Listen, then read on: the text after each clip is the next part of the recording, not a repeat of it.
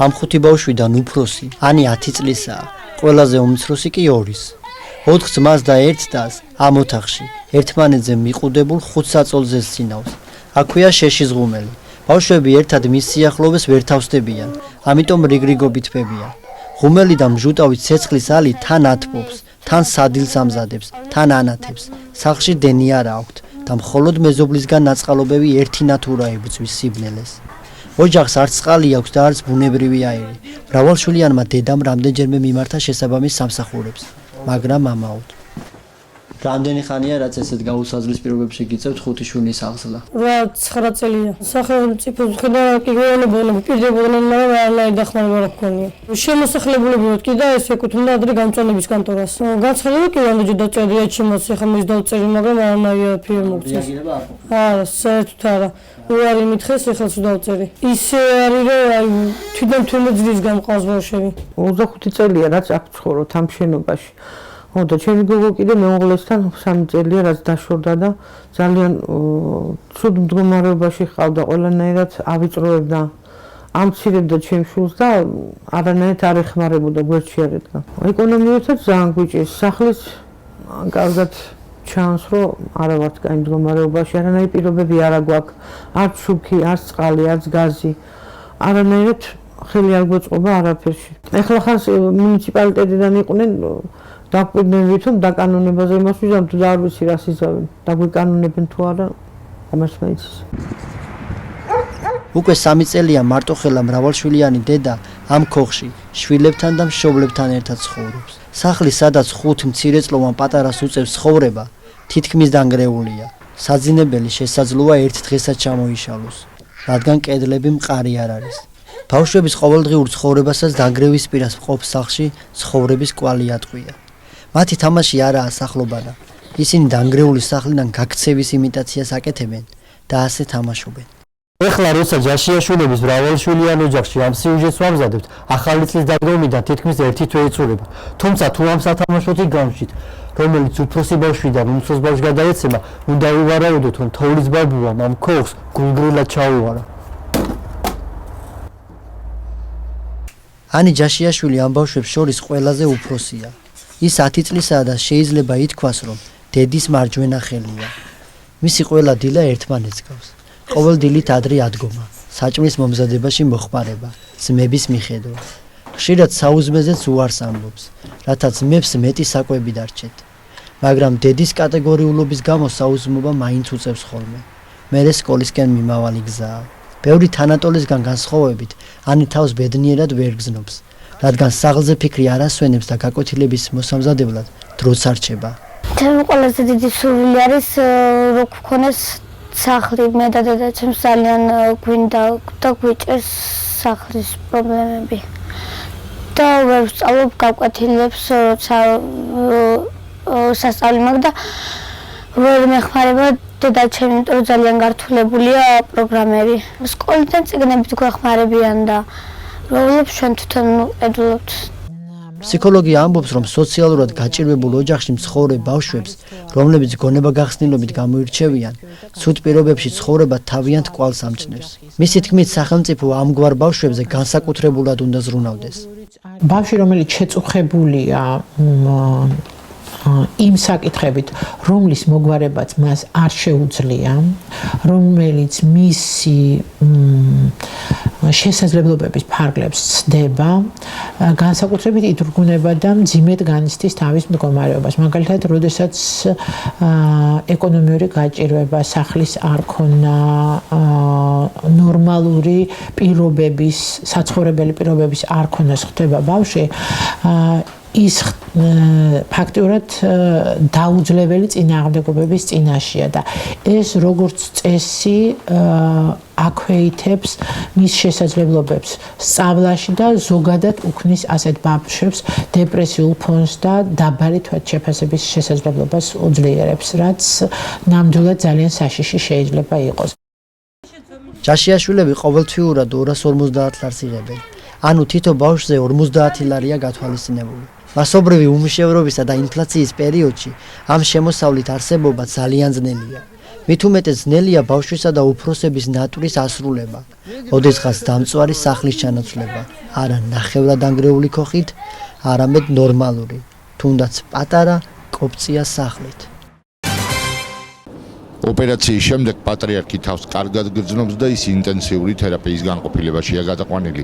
ექიმები მის მდგომარეობას აფასებენ როგორც სტაბილურსა და გადატანილი ოპერაციის სირთულესთან შესაბამის. როგორც ცნობილია, პატრიარქს ოპერაცია ნაღვლის ბურთზე ლაპარასკოპიული მეთოდით ბერლინის ერთ-ერთ ცნობილ კლინიკაში ჩაუტარდა.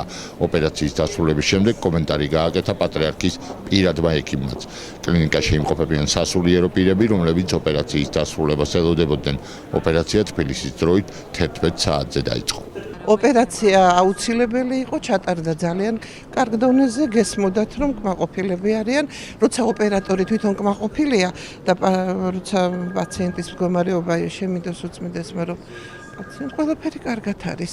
ძალიან გახარებულები ვართ. რა უსაფრთხოებაზეა ლაპარაკი, რა დაცვაზე, კლინიკაში ვართ და უვლით პაციენტს. მე მაგალითად სულ დიდი ხანია უკვე აქ ვარ და ვერანაირ გაძლიერებულ დაცვას ვერ ვგრძნობ, იმიტომ რომ დაცვა ჩვენა ვართ პატრიარქის სინოდის წევრები, რომლებიც ლოცულობისთვის, რომლებიც მის გვერდით ვარ სულ და სხვა ეხლა რაღაცა ესეთი თავდასხმის ფაქტებზე რაღაც ვაიდამაინც არ ქონდა, არავით არის წინასწარი მოლოდინი, არც უნდა ყოფილიყო საავადმყოფოა ჩვეულებრივი და რა ვიცი ხა რა დაცვა უნდა იყოს, რაღაცა კარგად ვერ წარმომიდგენია რა ზომ ჩერაღმულ დაცვაზეა ლაპარაკი თუ რა.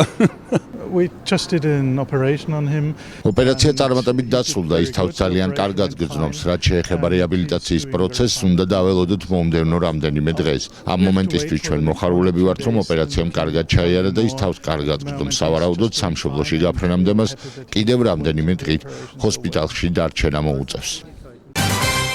25 აპრილს მოვიდა ძლიერი დენი და დამეწვა ტელევიზორი და მაცივარი, ახლად შეძენილი. იმის შემდეგ ვეძებ და ვერსად ვერაპოვრობ სამართალს, რომ ამინაზღაურო.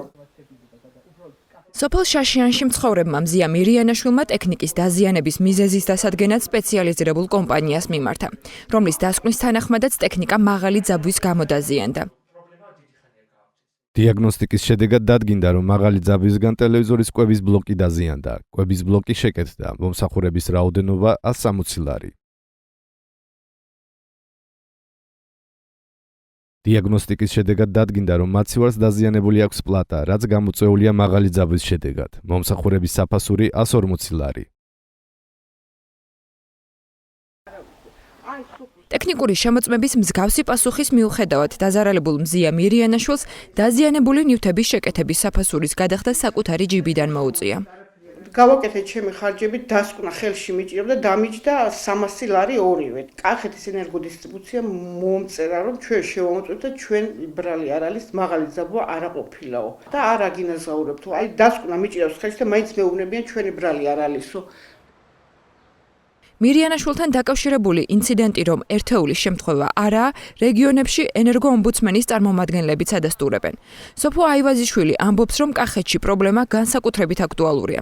მისი განმარტებით, ენერგოომბუდსმენის აპარატის დასკვნის მიუხედავად, კომპანია პასუხისმგებლობას სისტემატურად ირიდებს თავიდან. გასულ წელს ათობით განცხადება დაფიქსირდა, რომელიც დაკავშირებული იყო აღნიშნული ელექტროენერგიის ანუ არასათანადო ხარჯების მიწოდების შედეგად ტექნიკის დაზიანების თაობაზე. გასულ წელს ნოემბრის დასაწყისში ათობით ოჯახს ფალიაშვილის და არსენაშვილის ქუჩაზე დაუფიქსირდა ერთდროულად საღამოს 5 საათისთვის ტექნიკის დაზიანება. ჩვენი სამსახური ადგილზე იყო მისული, მოვახდინეთ ტექნიკის აღწერა, თუმცა კომპანიას კომისია არ შეუქმნია და არ მოხდა სათანადო ამ ფაქტის სათანადო გამოძიება. რის შედეგადაც მოსახლეობას მიადგა მატერიალური ზიანი. იმისთვის, რომ პასუხისმგებლობა და მოვალეობა ნათლად ყოფილიყო გაწერილი, დემოკრატიის ინსტიტუტმა 2013 წელს ენერგოპროს სასამართლოში უჩიულა და კომპანიასთან ინდივიდუალური ხელშეკრულების გაფორმება მოითხოვა. დავა მათ სასარგებლოდ დასრულდა. თუმცა არჩილ ხახუტაიშვილი ამბობს, რომ მოცემულ შემთხვევაში ორგანიზაციის იმიჯმა იმოქმედა და როგორც წესი, რიგითი მომხმარებლების მსგავსი მოთხოვნა უგულებელყოფილია. მისი თქმით, პრობლემის მოსაგვარებლად საჭიროა მოქალაქეები გააქტიურდნენ და საკუთარი უფლებები ბოლომდე დაიცვან. კიდევ ერთ პრობლემად იგი ამ საკითხში მომხმარებლების ინფორმირებულობის დაბალ დონეს ასახელებს. ხახუტაიშვილი აქვე დასძენს, რომ ხშირად მოქალაქეები მათთვის გათვალისწინებულ მომსახურებას სტანდარტის დარღვევით იღებენ და მაგალითად დაბალი ძაბვის ელექტროენერგია მოჰყავს. ჩვენ გვაინტერესებდა ჩვეულებრივ მოქალაქეს თანმიმართებაში რას იზამდნენ, იმიტომ რომ ერთია როცა მოქმედი NGO გედავება და სხვა გზა არ გაქვს და ერთი გააფორმა და დავანებეთ თავის ვარიანტი იყო, ამიტომ დავიწყეთ სხვა კუთხითაც მუშაობა, იყო მომართვიანობა მოქალაქეების, რომლებსაც ვთხოვთ, რომ მიემართათ ენერგოპროსთვის ხელშეკრულების გაფორმების მოთხოვნით. და პირველ ეტაპზე ამ ჩვენი დავის შემდეგ მაინც უარით ისტუმრებდნენ და მერე ჩვენ დავიწყეთ ადვოკატირება 20 ვოლტი 50 ჰერცი და 100 და ასე შემდეგ. ეს საკითხებიც დღემდე გარკვეულწილად ასე ვთქვათ პრობლემას წარმოადგენს, იმიტომ ეს ტექნიკური მახასიათებლები ხშირად არ შეესაბამება დადგენილ ნორმებს. მომხმარებელთა უფლებების დასაცავად და კომპანიების მომსახურების ხარისხის გასაკონტროლებლად სემეკმა ახალი პროგრამა მისტიკური მომხმარებელი წამოიწყო. მონიტორინგის ქვეშ 21 კომპანია მოექცა, რომლებიც ელექტროენერგიის, წყლისა და ბუნებრივი აირის სფეროში ოპერირებენ. მონიტორინგს განახორციელებს სატენდერო პირობებით შერჩეული კომპანია, რომლის წარმომადგენლებიც, როგორც ჩვეულებრივი მომხმარებლები, სწორედ ამ მისტიური მომხმარებლის პროექტის ფარგლებში მიაკითხავენ კონკრეტული კომპანიების სერვის ცენტრებს და მოითხოვენ კონკრეტული მომსახურების გაწევას. ინიციატივას დადებითად აფასებს ენერგოომბუდსმენიც. ეს საკმაოდ აპრობირებული მეთოდი არის. ვფიქრობ, რომ ყველა კერძო კომპანიამ თვითონ შიდა აუდიტის თემად უნდა აქციოს, მაგრამ ვინაიდან ენერგოკომპანიები საქართველოში ამ გზას არ მიმართავდნენ, აბსოლუტურად გამართლებული არის კონკრეტული მარეგულირებლის მიერ ამის განხორციელება. სემეკში განმარტავენ, რომ დარღვევების დაფიქსირების შემთხვევაში კომპანიებს ჯერ გაფრთხილება მიეცემათ, გაუთვალისწინებლობის შემთხვევაში კი კონტრაქტით გათვალისწინებული მომსახურების პირობების დარღვევისთვის დაჯარიმდებიან. უწყებაში იმედოვნებენ, რომ ინიციატივა მომხმარებელთა უფლებების დაცვას ხელს შეუწყობს. მანამდე კი მოქალაქეებს მოუწოდებენ უკვე მოქმედი საშუალებებით ისარგებლონ და საკუთარი ინტერესები სემეკის, ენერგოომბუდსმენისა თუ არასამთავრობო სექტორის დახმარებით დაიცვან. სტატისტიკის მიხედვით ენერგოომბუდსმენის აპარატში მომართვიანობის მაჩვენებელი მზარდია. 2013 წლის მონაცემებთან შედარებით ის დაახლოებით 6-ჯერ მეტია. უწყებაში ამბობენ, რომ ეს მაჩვენებელი ერთის მხრივ მოქალაქეთა სამომხმარებლო ცოდნის ამაღლებაზე, მეორე მხრივ კი სისტემაში არსებულ პრობლემებზე მიგვანიშნებს. რამდენიმე წუთის განმავლობაში აჭარის მთავრობის სახლის წინ გადაკეტილი იყო საავტომობილო გზა. ის შახინის სახელობის სკოლა-ლიცეუმის მოსწავლეებმა გადაკეტეს. ბათუმის შახინის სახელობის სკოლა-ლიცეუმს დღეს სასწავლო პროცესი შეუწყდა. სკოლის ლიცენზიის გაუქმების შესახებ გადაწყვეტილება პარასკევს გახდა ცნობილი. შახინის სახელობის სკოლის მოსწავლეები, მშობლები და პედაგოგები აჭარის მთავრობის შენობის წინ იყვნენ შეკრებილი და ადგილობრივ მთავრობას თხოვდნენ, რომ სასწავლო წლის დასრულებამდე რამდენიმე თვით ადრე არ მოხდეს სკოლის დახურვა, რათა გაგრძელდეს სასწავლო პროცესი. როგორც მოგეხსენებათ, შახინის სკოლა-ლიცეუმს შეუჩერდა ავტორიზაცია, დასკვნა უკვე დაიდო ოფიციალურად, შესაბამისად სკოლას აღარ აქვს სამართლებრივი უფლება დღეს გააგრძელოს სასწავლო პროცესი. რასაც რა თქმა უნდა არ ვეთანხმებით, კიდევ ერთხელ ვაცხადებთ, ჩვენ ვართ საქართველოს მოქალაქეები და ჩვენ გვინდა ჩვენს ქვეყანაში გქონდეს სამართლიანობის შეგრძნების უფლება. ჩვენ გვინდა ჩვენს მოსწავლეებს შევხედოთ სიმართლის თვალებით და გვეთქმოდეს ჩვენი სიტყვა. ასე რომ დღეს ერთადერთი რაც დაგვრჩენია, გქონდეს იმედი მიუკერძოვებელი სასამართლოსი, რომელიც იქნება სიმბოლო დემოკრატიული საქართველოს. 19 წლის გარდაცვლილი ახალგაზრდის დედამ ზუგდიდის რეფერალურ ჰოსპიტალთან შიმშილობის აქცია დაიწყო.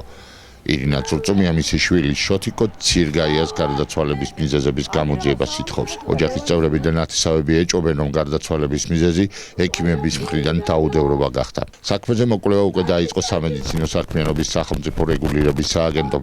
გარდაცვლილის დედა ასევე დაკითხა პროკურატურამ. 19 წლის შოთიკო ცირგაია ზუგდიდის რეფერალურ ჰოსპიტალში გასული წლის ნოემბერში გართულებული პნევმონიის დიაგნოზით მიიყვანეს და მას მკურნალობა ჩაუტარდა. საავადმყოფოში განმეორებით მოხვედრის შემდეგ კი რეანიმაციაში გადაყვანისა და სამკურნალო პროცედურებზე უარის თქმის შემდეგ თბილისში გადაყვანა გახდა საჭირო და ის გზაში გარდაიცვალა. ყველას ვადანაშაულებ. აი ამ ზუგდიდის საავადმყოფოში მომუშავე ყველას, ვისაც მიუწვის ჩემი შვილის გამოკვლევაზე პასუხი. თუ ერთი შეცდა დიახაც ვაფიქსირებ. თუ მაია ჯალაღონია შეცდა, რატო შეცდა მეორე ექიმი, რატო შეცდა მესამე, მეოთხე, მეხუთე, რატო შეცდნენ? ზუსტად ვემუქრებით ჩემი ცივილი და კივილით, განა რამე სხვათი არა. იმ ხუთივე ექიმს, ვინც 29-ში მოაწერა ხელი, ჩემი შვილი მდგომარეობით გაუმჯობესება. ზუსტად 29-ში მომიკვდა 19 წლის შვილი, შვილო რა ვკდა? მითხარით, ვითხოვ, იმ ხალხს სინდის ნამუსი არ ყოფნის, გამცენ პასუხი, მეტი არაფერი არ მით. ვითხოვ მარტო პასუხის გაცემას. რატო მომიკლეს? ან ვინ მომიკლა, რატო მომიკვდა შვილი? პროტესტის მე-19 დღე რუსთავის აზოტის ქარხანაში ქარხნიდან გათავისუფლებული თანამშრომლები დღეს კიდევ ერთხელ შეიკრიბნენ. მათი მოთხოვნა უცვლელი რჩება გათავისუფლებული მუშების უპირობოდ დაბრუნება სამსახურში.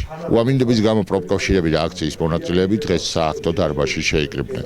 ხვალისთვის პროფკავშირები ფართომასშტაბიან აქციას აანონსებენ, როგორც პროფკავშირის თავმჯდომარე აცხადებს, ხვალმად რუსეთის, ყირგიზეთის, სომხეთისა და ბელარუსის პროფკავშირები შეუერთდებიან. ძირითადი მოთხოვნა უცვლელია, მათ შესთავაზეს ამაზე წამოვიდნენ, მხოლოდ ამ ჩვენი პროტესტის შემდეგ წამოვიდნენ გარკვეულწილად ამას დაარქვეს დახმარება თუ კომპენსაცია მნიშვნელობა არ აქვს, მათ გაიღეს თანხები თითოეული განთავისუფლებულის მიმართ, ვინც კი ხელს მოაწერდა რა თქმა უნდა ეს მათი ლეგიტიმური უფლებაა, ხოლო ის ვინც ხელს არ აწერს, რა თქმა უნდა სასამართლო მიმართავს ჩვენი სახელით, პროკავშირის სახელით.